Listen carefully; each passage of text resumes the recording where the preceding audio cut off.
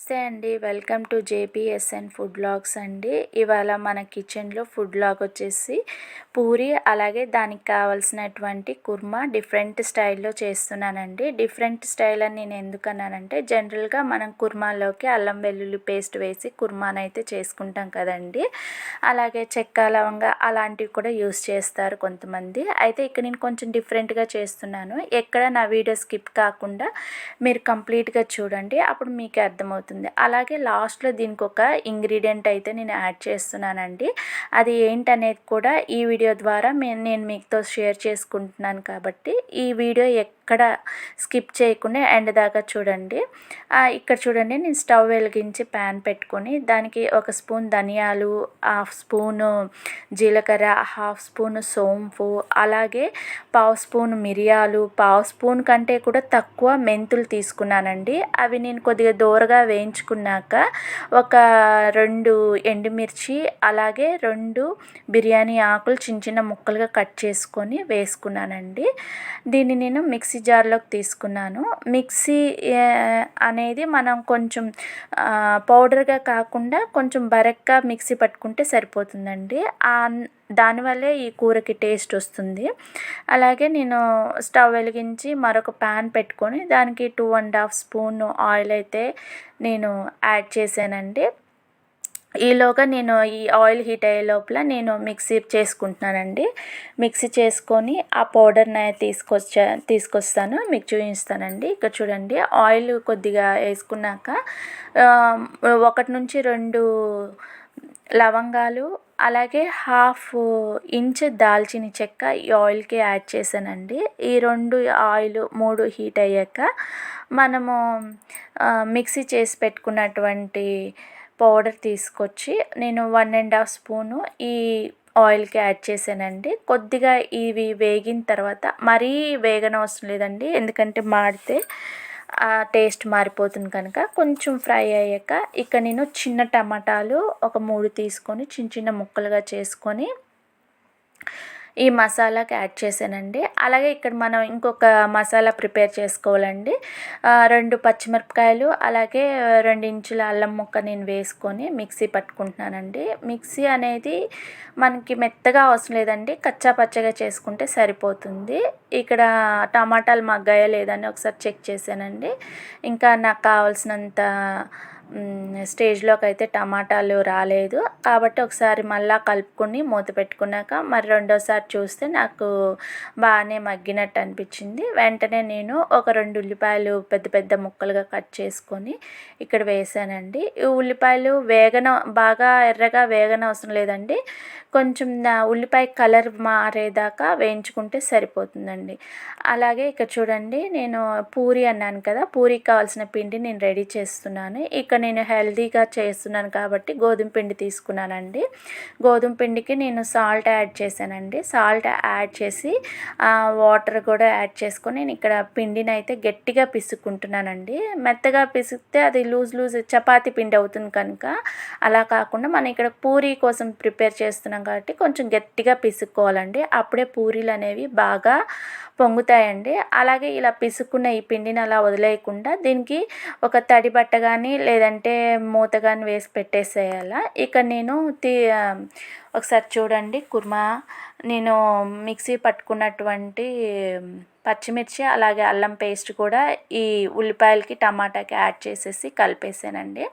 ఇంకో చిన్న విషయం అండి, ఇక నేను ఒక బంగాళదుంపని తీసుకొని బాయిలింగ్ పెట్టేసానండి. ఈ బంగాళదుంప అనేది 100% మనం బాయిల్ చేయాల్సిన అవసరం లేదండి. 80% మనకి బంగాళదుంప అనేది బాయిల్ అయితే సరిపోతుంది. ఇక నేను పచ్చిమిర్చి అల్లం పేస్ట్ వేసి కలిపేసిన తర్వాత మూత పెట్టి ఒక 5 మినిట్స్ తర్వాత చూపిస్తున్నానండి. ఇక నేను కొన్ని మసాలాలు అయితే దీనికి యాడ్ చేస్తున్నాను. ఏంటంటే ముందుగా కరివేపాకు, అలాగే 1.5 స్పూను కారం, పావు స్పూను పసుపు, అలాగే నేను తీసుకున్న మరొక ఇంగ్రీడియంట్ వచ్చేసేసి గరం మసాలా అండి. ఇవన్నీ దీనికి యాడ్ చేసి కొద్దిగా కలుపుకున్నాక ఒకసారి మూత పెట్టి ఒక 5 మినిట్స్ తర్వాత నేను మీకు చూపిస్తున్నానండి. అలాగే ఇక్కడ నేను మీకు చెప్పాను కదా, ఒక బంగాళదుంప ఉడకపెట్టుకున్నానని, అది 80% వరకే నేను బాయిల్ చేసుకున్నానండి. ఇందులో వేసి కొద్దిగా కలిపి ఒక 5 మినిట్స్ మనము మూత పెట్టి మనము మగ్గించుకోవాలండి. ఇక్కడ మీరు చూస్తున్నారు కదా 80% అంటే ఎలాగని. ఇప్పుడు నేను గంటి పెట్టి ఒత్తినా కూడా ఈ బంగాళదుంప అనేది స్మాష్ అవ్వలేదు. అలాగా మనం ఉడికించుకుంటే సరిపోతుంది. ఇది 5 మినిట్స్ తర్వాత నేను ఒక గ్లాస్ వాటర్ అయితే ఈ బంగాళదుంపకి యాడ్ చేస్తున్నానండి. అక్కడ మనం 80% ఉడికించాం కదండి, అలాగే ఇక్కడ మనము కొద్దిసేపు మగ్గించాము, అలాగే వాటర్ యాడ్ చేసాం కాబట్టి మిగిలిన 20% అనేది ఇక్కడ మనకి బంగాళదుంప ఉడికిపోతుంది. ఒక 5 మినిట్స్ తర్వాత మళ్ళీ చూపిస్తున్నాను చూడండి. నాకు ఇలా వచ్చింది గ్రేవీ అనేది. తర్వాత నేను ఇక్కడ మీకు ఒక సీక్రెట్ ఇంగ్రీడియంట్ యాడ్ చేస్తున్నాను అన్నాను కదా, అదేం లేదండి. హోటల్లో అయితే ఈ గ్రేవీ అనేది కొంచెం చిక్కపట్టడం కోసం అనేసి వాళ్ళు శనగపిండిని యూస్ చేస్తారు. కానీ నేను ఇక్కడ శనగపిండి యూస్ చేయకుండా దాని ప్లేస్లోనే నేను గోధుమ పిండిని యూస్ చేస్తున్నానండి. గోధుమ పిండి ఒక స్పూన్ తీసుకున్నాను, దానికి వాటర్ యాడ్ చేసేసి బాగా వాటర్లో గోధుమ పిండి మిక్స్ అయిన తర్వాత ఈ గ్రేవీకి అయితే నేను యాడ్ చేశాను, ఎందుకంటే చిక్కదనం కోసం. ఇలా చేస్తే టేస్ట్ అనేది సూపర్గా ఉంటుందండి. బయట కంటే కూడా ఇలా చేసుకోవటం వల్ల చాలా టేస్ట్ వస్తుందండి పూరీ కుర్మాకి. ఒకసారి మీరు ట్రై చేయండి. ఇక పూరీలు అయితే ఒత్తేసుకుంటున్నాను. ఇక్కడ మనము పూరీ చేసుకుంటాము అనగా ఒక 1/2 అవర్ ముందు అయితే ఈ పూరీ పిండిని పిసికి పక్కన పెట్టుకోవాలండి. నేను ఇక్కడ పూరీ పొంగటం కోసమని వేరే ఇతరత్ర ఇంగ్రీడియంట్స్ ఏమీ యూస్ చేయలేదు, మీరు చూసారు. ఓన్లీ నేను గోధుమ పిండి అలాగే సాల్ట్ వాటర్తోనే ఈ పిండిని పిసికి ఒక మూత వేసి పక్కన పెట్టానండి. మీరు కావాలంటే తడి బట్టనైనా దాని మీద వేసి పెట్టుకోవచ్చు. దీనికి ఎటువంటి ఆయిల్ అప్లై చేయకూడదండి, ఎందుకంటే మనము యూస్ చేసిన వాటర్ అనేది బయటకు వస్తే పిండిలో నుంచి కొద్దిగా బయటకు వస్తుంది కదండి మూత వేసి పెట్టినప్పుడు. ఆ తేమతోనే మన పిండి అనేది మెత్తపడుతుంది. కాబట్టి మనం పూరీలు చేసుకునేటప్పుడు కొంచెం పిండి అనేది మెత్తపడి మనం కాల్చేటప్పుడు బాగా పొంగుతాయండి. అలాగే ఇక్కడ ఒక చిన్న రిక్వెస్ట్ అండి, మీకు నా ఛానల్లో నేను పోస్ట్ చేసినటువంటి ఈ వీడియోలు మీకు నచ్చినట్లయితే నా ఛానల్ని సబ్స్క్రైబ్ చేసుకొని నన్ను సపోర్ట్ చేయవలసిందిగా నేను రిక్వెస్ట్ చేస్తున్నానండి. ఎందుకంటే నేను పోస్ట్ చేసిన ఈ వీడియోలన్నీ మీ దాకా రావాలంటే మీరు కంపల్సరీ సబ్స్క్రైబ్ చేసుకోవాలండి. అలాగే చూడండి, ఇక్కడ నేను 1 to 10 పూరీల దాకా చేసుకుంటున్నానండి. ఎందుకంటే ఇవాళ మార్నింగ్ నా ఫ్యామిలీకి నేను ఇస్తున్న టిఫిన్ ఇదే కనుక నేను ఎక్కువ పూరీలు అయితే చేసుకున్నాను. ఫైనల్ టచ్ కింద నేను ఇక్కడ కొత్తిమీర వేసానండి. ఈ కొత్తిమీర అనేది మనము వేసేసి స్టవ్ ఆపేసిన తర్వాతే వేయాలండి, ఎందుకంటే కొత్తిమీర అనేది తొందరగా మగ్గిపోతుంది కదా. ఈ కొత్తిమీర అనేది మన డైలీ ఫుడ్లో ఇంక్లూడ్ చేసుకోవటం చాలా మంచిదండి, ఎందుకంటే ఇది యాంటీ ఆక్సిడెంట్గా పనిచేస్తుంది. ఇక చూడండి, నేను ఆయిల్ అనేది హీట్ అవ్వాలని స్టవ్ మీద పెట్టేశాను. అలాగే నేను హై ఫ్లేమ్లో పెట్టుకొని నేను ఈ పూరీ అయితే కాలుస్తున్నాను. ఇది ఒక చిన్న టిప్ లాంటిదండి ఆయిల్ పరంగా.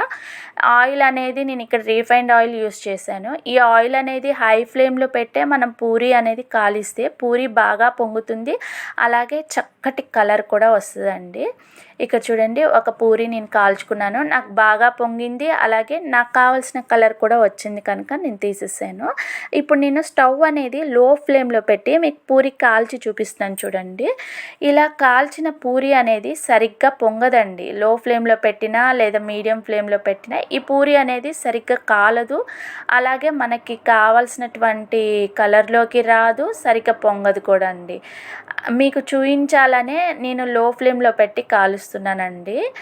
అదే నేను ఇందాక హై ఫ్లేమ్లో పెట్టి కాల్చాను కదా, అది చూడండి ఎలా పొంగింది, ఏ కలర్ వచ్చిందో. ఇది లో ఫ్లేమ్లో పెట్టినప్పుడు చూడండి ఎలా పొంగిందో, ఎటువంటి కలర్ వచ్చిందో.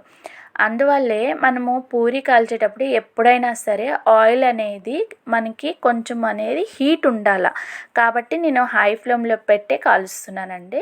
ఇక్కడ చూడండి, ఇప్పుడు నేను ఫ్లేమ్ అనేది హైలో పెట్టుకున్నాను. మరొక పూరీని మీకు కాల్చి చూపిస్తున్నాను చూడండి. ఇక్కడ చూడండి, నేను హై ఫ్లేమ్లో పెట్టి కాల్స్తున్నాను కదా, నాకు పూరీ అనేది చూడండి ఎంత బాగా పొంగిందో. అలాగే నేను కోరుకున్న నాకు ఇష్టమైన కలర్ కూడా ఈ పూరీకి అయితే వచ్చేసిందండి. అదేనండి చిన్న సింపుల్ ట్రిక్స్ అనేది పాటించి మనం కానీ పూరి ఒత్తుకుంటే మనకి బాగా పొంగుతుంది. అలాగే కలర్ కూడా మంచి కలర్ వస్తుందండి. అలాగే మన పూరి కుర్మా కూడా రెడీ అయింది. పూరి కూడా రెడీ అయిపోయింది కాబట్టి ఇక్కడ మనం ప్లేటింగ్ చేసుకుందామండి. ఇంకో పూరీని కూడా నేను కాల్ చేసుకుని ఇక్కడ నేను 10 పూరీస్ చేశాను కాబట్టి ఇంకో పూరి కూడా మీకు కాల్చి చూపిస్తున్నాను. మరొకసారి మిమ్మల్ని రిక్వెస్ట్ చేస్తున్నానండి, నా ఈ వీడియోస్ కనుక మీకు నచ్చినట్లయితే నా ఛానల్ని మీరు సబ్స్క్రైబ్ చేసుకోవాలని రిక్వెస్ట్ చేస్తున్నానండి. చూడండి మరొక పూరి కూడా ఎంత బాగా పొంగిందో. కలర్ కూడా మనకు కావాల్సిన ఎర్రటి కలరే వచ్చింది. మళ్ళా మీకోసం నేను ఇంకా కొత్త కొత్త రెసిపీస్ తీసుకొస్తానండి. చూడండి ఇక్కడ ప్లేటింగ్ చేశాను. మనం చేసుకున్నటువంటి పూరీలు, అలాగే మనం చేసుకున్నటువంటి డిఫరెంట్ స్టైల్లో మనం చేసినటువంటి పూరీ కుర్మా అండి. ఇంతేనండి. ఓకే, మళ్ళీ కొత్త రెసిపీతో మీ ముందుకు వస్తానండి. అంతవరకు బాయ్.